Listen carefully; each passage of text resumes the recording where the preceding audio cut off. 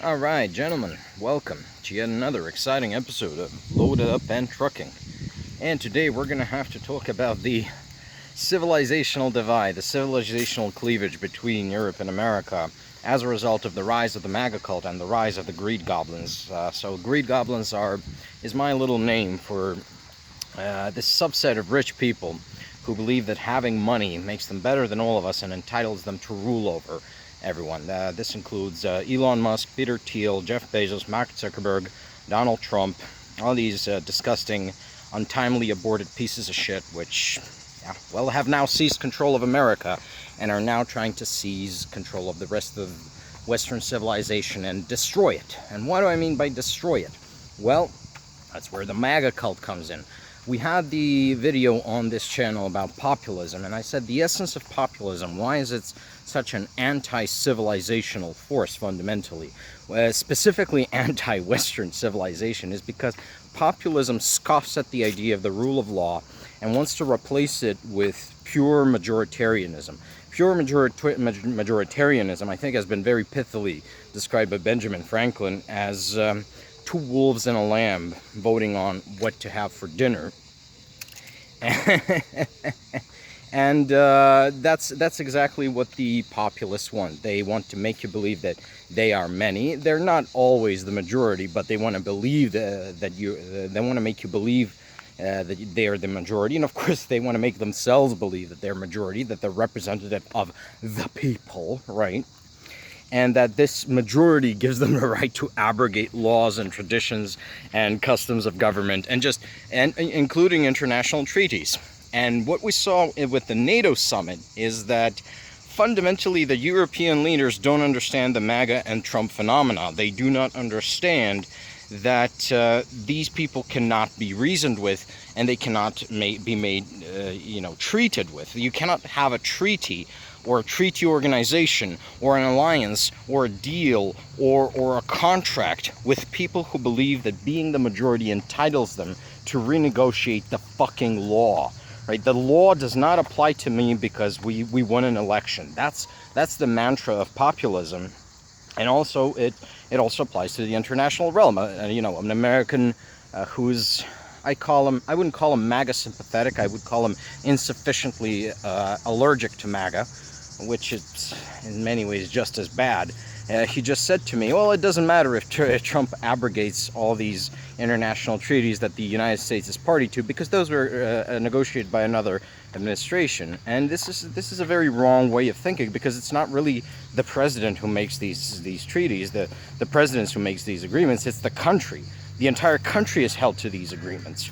Right? And that's not how you do. Oh no, that was some previous president, so we're not going to hold to it.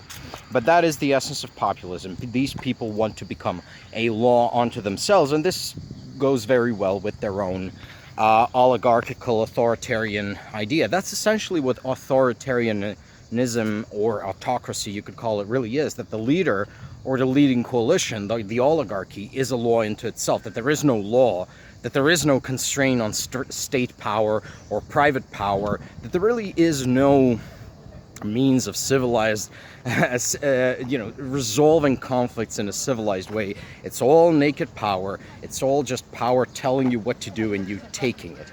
And it appears that European leaders, and here I include Prime Minister of Canada, Mark Carney, they don't understand what they're dealing with.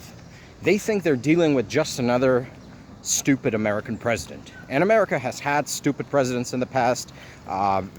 George Bush, either of them really. I mean, the elder Bush wasn't exactly stupid, but he was sort of this ineffectual little shit that, I don't know. And before that you had Reagan, very stupid person, very charismatic, but unintelligent, let's just say that.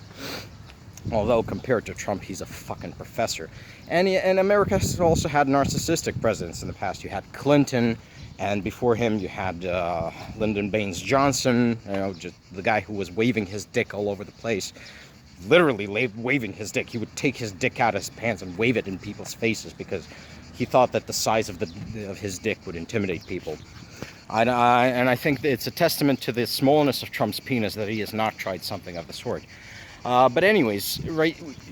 But this is not that. This is not one stupid or one narcissistic or even one stupid and narcissistic guy in a position of power. This is an entire country, or at least 30% of it, or at least 30% of its electorate, abrogating the idea that laws matter, that you're keeping your word matters. This is an entire nation behaving like Junior Soprano in the first season of The Sopranos. Like, Junior's the new boss, he's not respecting the old arrangements. Well, I'm sorry, that's not how you run an organization, right? If you're not respecting the old arrangements, well, we're not going to respect the old arrangements either. You know, if you abrogate your responsibility, this frees me of my responsibilities. I have no more obligations towards you, right? And furthermore, because you so flagrantly and illegally violated your responsibilities, your treaty obligations, well, what entitles you to, you know, fair or humane treatment?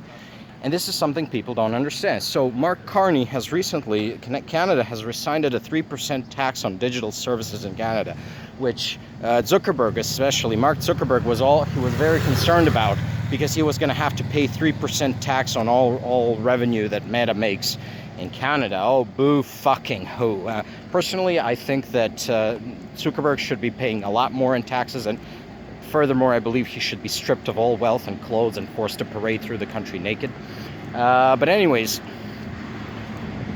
Canada dropped this tax as a measure of goodwill at the eve of trade negotiations with the USA. Over at the NATO summit, you had people basically pledging to buy American weapons. You had Mark Rutte kissing Trump's ass, which was disgusting, which we should immediately just relieve this guy of position as NATO secretary.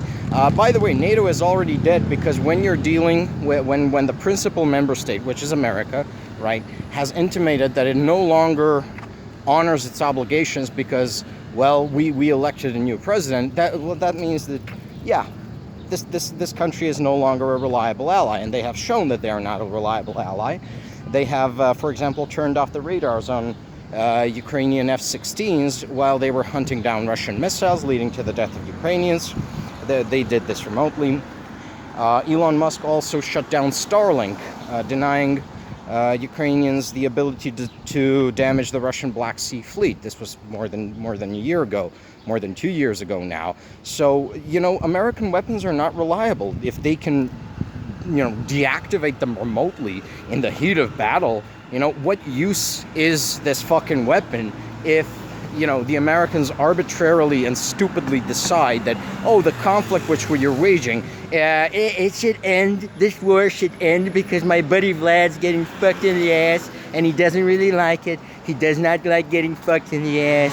I mean, I sometimes like getting fucked in the ass. Bibi's the best at it, but the Saudis are also good. But this war should end. So yeah, you arbitrarily decide this war should end, and then click, you turn off the weapon. Well, you don't buy guns from that guy. You don't buy weapons from that person. American weapons are not reliable, and that's not just because they're shoddily manufactured using America's very, very poor industrial standards, but also because, well, you know, if the nutcase in the White House, and Americans have intimated they will keep electing nutcases, right, decides that your war is not fighting, they could just turn off the weapons. So, Europeans have not understood this. European leaders have not understood that America has essentially seceded from the Western civilization, abandoned the principles of Western civilization, abandoned the rule of law, abandoned the very idea of keeping its word. You know, we keep talking about how Donald Trump is this mentally ill narcissist who should be sealed in a padded cell with a, you know, ball gag forced into his mouth forever and ever. Amen. Right? But this is on Americans. You guys elected this cocksucker. You elected this piece of shit. That means you agree with this bullshit that, you know, the law doesn't matter, there's many of us, and we will just swarm you. This zombie or locust ideology. You are agreeing with the greed goblins, you know, who are saying that the law should not stand in the way of us getting richer and ripping off people. We should not have worker protections. You know, if you have environmental protections, that's socialism. And this is something that no European leader, I think, has grappled with. This idea that your principal partner, not the leadership, not the president, the people have taken leave of their senses and have become morally reprehensible to such a degree that it is a threat to our civilization. This is a divide on the same magnitude as the division between Eastern and Western Rome. We have to understand that Europe is Byzantium now. We are the remnant. We can keep this thing going for another 1,000 years. Byzantium did. But the Americans are fucked. And unless we cut ourselves off from America, there's poison, their fucking gangrene will spread here. Already you're seeing Musk and Trump and the other greed goblins propping up these populist, majoritarian, anti-civilizational parties in Europe. You have another, a new one just dropped in the United Kingdom. It's headed by some Rupert Lowe character. He's a splitter from Reform.